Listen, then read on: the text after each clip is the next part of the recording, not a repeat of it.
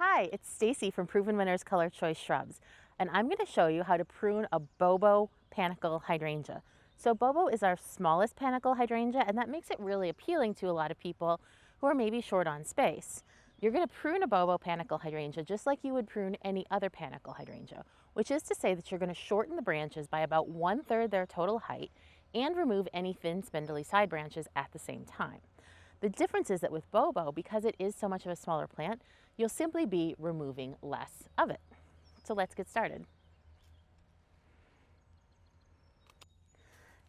And as always, you want to make your cuts just above where a bud is going to emerge.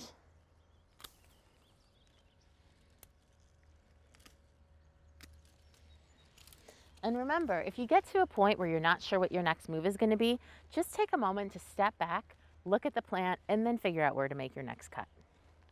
So as you can see, it looks like what I've done is pretty extreme. The plant is a lot smaller than it was when we started, and there's a lot fewer branches, but this is exactly how it should look. So don't panic. This is exactly what you want. And what this is going to do is make sure that the plant concentrates its energy into the thicker buds that are a little bit lower on the stem. It doesn't have any weak side branches in the center to just draw energy away from it.